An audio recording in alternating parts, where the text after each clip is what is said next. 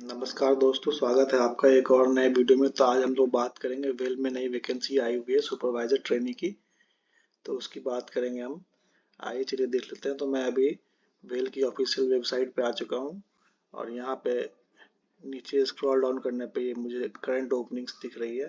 तो इसमें मैं recruitment of supervisor trainee civil mechanical and HR इस पे मैं क्लिक कर रहा हूँ। तो इस पे आप जैसे ही क्लिक करेंगे तो ये पोर्टल खुल जाएगा। इसमें सारा कुछ बताया हुआ है। ओपनिंग डेट तो इन्होंने एक्चुअली 25 अक्टूबर बताया था, यानी कि आज से ही बताया था, लेकिन नीचे आज इन्होंने अपडेट किया है due to technical reasons the opening of well website apply online link shall be activated on 27 October, यानी कि अब ये परसों एक्टिवेट किया जाएगा सुबह 10 बजे के बाद से। तो आगे चलिए हम लोग देख लेते हैं डिटेल्ड एडवर्टीजमेंट क्या है इसका, कैसे कैसे अप्लाई करना है।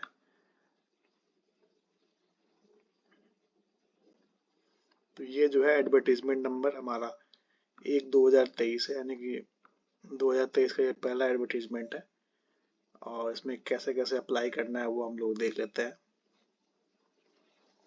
तो भेल में जो है वैकेंसी आई हुई है डिप्लोमा के लिए। बाकी बीटेक इसमें एलिजिबल है या नहीं है, ये जब फॉर्म ओपन होगा तो हमें मालूम चलेगा कि बीटेक जो है बीटेक को अलाउ कर रहे हैं या नहीं कर रहे हैं। बाकी फिलहाल तो ये क्लियर है कि डिप्लोमा के लिए वैकेंसी आई हुई है। टोटल वैकेंसी जो है इसमें 75 है, जिसमें कि सिविल की 30 है, मैकेनिकल की 30 है और बाकी HR है।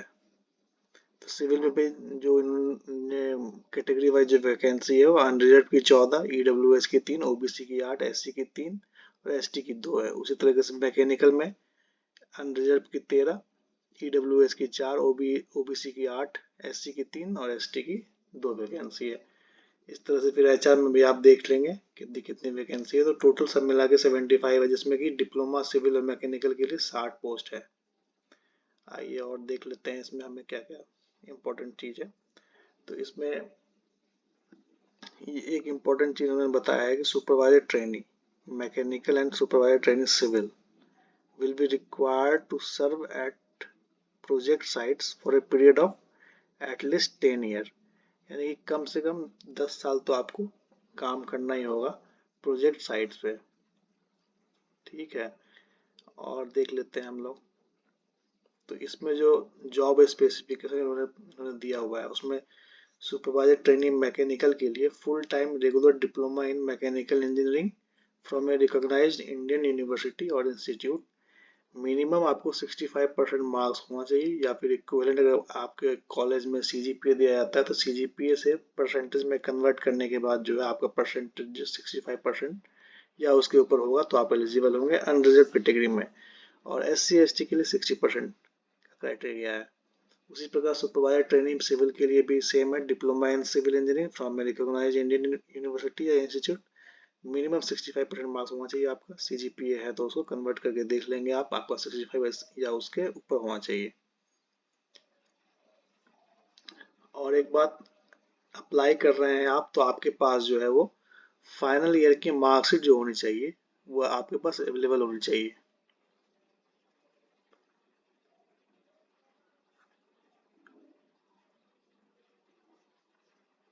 बाकी इन्होंने बताया है कि कैसे कैसे वो कैलकुलेट करेंगे टोटल मार्क्स जो है, क्योंकि आपका जो परसेंटेज कैलकुलेट होगा उसके लिए आपका सारा सब्जेक्ट का मार्क्स चाहिए होगा, इसलिए मार्कशीट जो है वो जरूरी है कि आपके पास फाइनल सेमेस्टर का मार्कशीट भी हो। बाकी रिजर्वेशन जो है वो PWD यानी कि फिजिकली चैलेंज्ड कैंडिडेट किस किस तरह के फिजिकली हैंडीकैप जो है वो एलिजिबल हैं उन्होंने बताया है इसमें। तो ये आप पढ़ लेंगे। अपर एज लिमिट जो है SC ST के लिए 5 साल के लिए रिलैक्सेबल है और OBC नॉन क्रीमी लेयर के लिए 3 साल के लिए 3 साल तक रिलैक्सेशन दिया जाएगा, यानी कि जो भी एज होगा अनरिजर्व का उसमें +3 OBC और +5 SC ST ये अप्लाई कर सकते हैं। इसके अलावा आप देख लीजिए the name of caste and community of the candidate must appear in the central list of the other backward classes and the candidate must not belong to creamy layer, यानी कि अगर आप OBC से हैं और अगर क्रीमी लेयर में आते हैं तो आपको आरक्षण का लाभ जो है वो नहीं मिलेगा। इसके लिए आपको नॉन क्रीमी लेयर यानी कि आपके परिवार की जो वार्षिक आय है वो 8 लाख या उससे कम होनी चाहिए। इसके बाद जो है सिलेक्शन प्रोसेस क्या होगा, तो सिलेक्शन प्रोसेस जो है वो 2 स्टेज है। फर्स्ट स्टेज जो है वो कंप्यूटर बेस्ड एग्जामिनेशन है और सेकेंड स्टेज जो है वो डॉक्यूमेंट वेरिफिकेशन है। तो कंप्यूटर बेस्ड एग्जामिनेशन के बाद उसमें जो भी कैंडिडेट शॉर्टलिस्ट होंगे तो उनका रेशियो जो होगा 1:3 का होगा, यानी कि टोटल अगर हमारे पास सिविल के 30 पोस्ट हैं तो 30 इंटू 3 90 लोग सेलेक्ट होंगे डॉक्यूमेंट वेरिफिकेशन के लिए।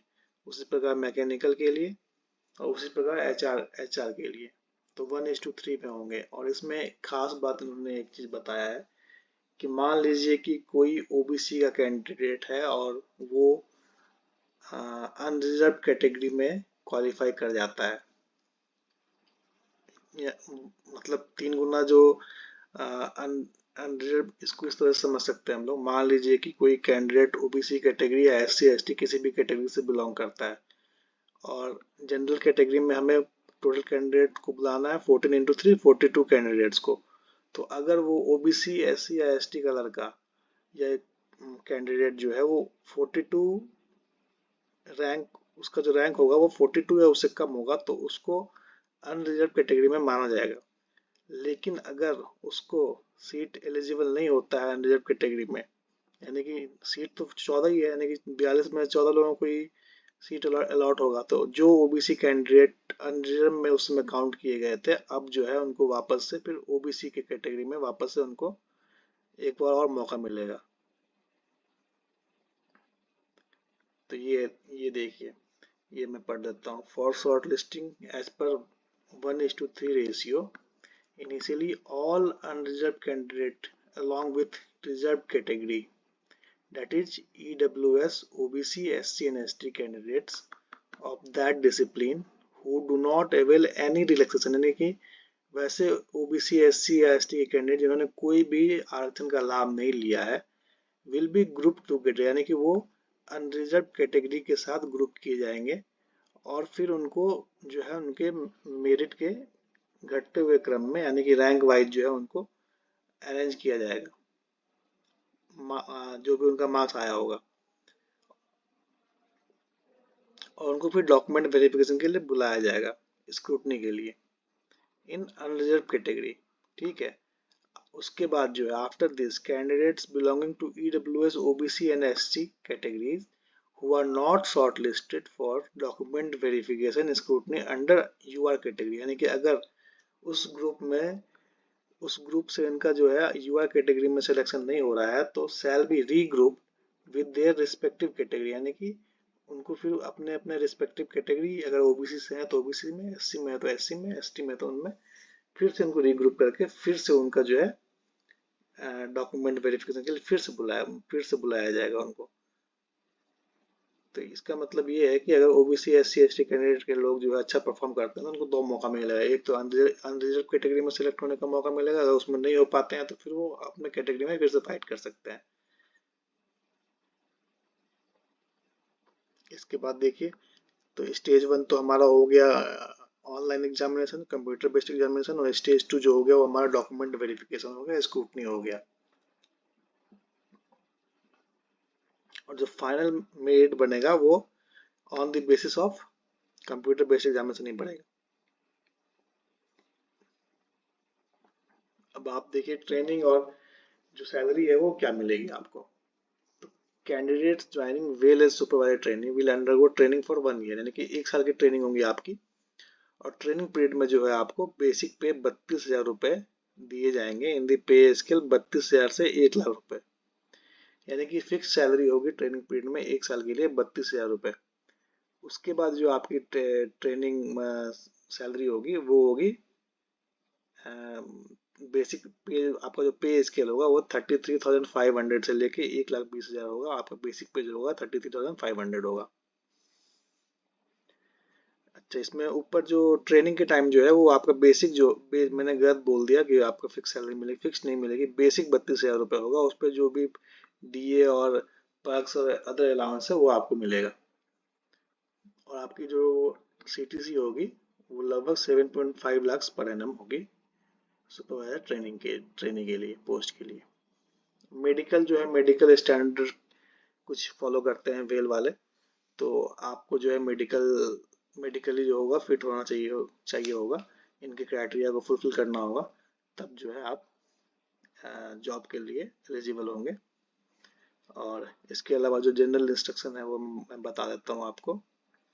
फी जो है, एप्लीकेशन फी जो रखा गया है, अब अनरिजर्व्ड EWS और OBC के लिए जो है 500 रुपये तो एप्लीकेशन फी हो गया, 250 प्लस GST जो है प्रोसेसिंग फी हो गया, यानी कि टोटल जो है 795 रुपीज आपको पे करना होगा। SC ST फिजिकली हैंडीकैप्ड और एक्स सर्विसमैन के लिए एप्लीकेशन फी जो है वो नील रखा गया है, और प्रोसेसिंग फी जो है वो 250 प्लस GST यानी कि 295 रुपीज आपको पे करना होगा। और अगर आप एक से अधिक फॉर्म अप्लाई करते हैं, मान लीजिए पहले वाले में कुछ गलत हो गया, तो दूसरा जो अप्लाई करेंगे तो दूसरा जो सबसे लास्ट में आप अप्लाई करेंगे, जो जिसका कि आपने पेमेंट वगैरह सारा कुछ कर दिया होगा, तो वो जो है वो वैलिड माना जाएगा। बाकी उसके पहले जो भी आपने अप्लाई किया होगा वो सारा कैंसिल, मतलब कि इनवैलिड हो जाएगा वो अपने आप। या एप्लीकेशन फी के अलावा आपको जो है बैंक चार्ज, अगर बैंक आपको कोई चार्ज लेता हो, पेमेंट गेटवे चार्ज, तो वो भी आपको उस अलग से एक्स्ट्रा पेमेंट करना होगा। और टेस्ट सेंटर जो है वो आपको चूज करना है। कंप्यूटर बेस्ड एग्जामिनेशन के लिए 3 ऑप्शन देने का आपके पास वो होगा कि आप 3 ऑप्शन चूज कर सकते हैं, लेकिन वेल जो है वो उसके पास अधिकार है कि वो सेंटर कहाँ देता है आपका। नंबर ऑफ कैंडिडेट्स के आधार पे वो सेंटर और सिटी का चयन करेगा। इसके अलावा और क्या खास बात है मैं बता देता हूँ आपको।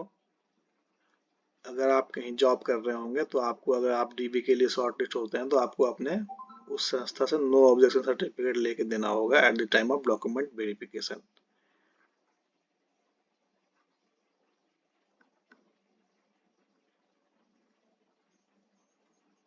इंपॉर्टेंट डेट्स देख लीजिए। ओपनिंग जो है वो 25 अक्टूबर दिया हुआ है, लेकिन आज इन्होंने अब दिया है कि 27 अक्टूबर से खुलेगा।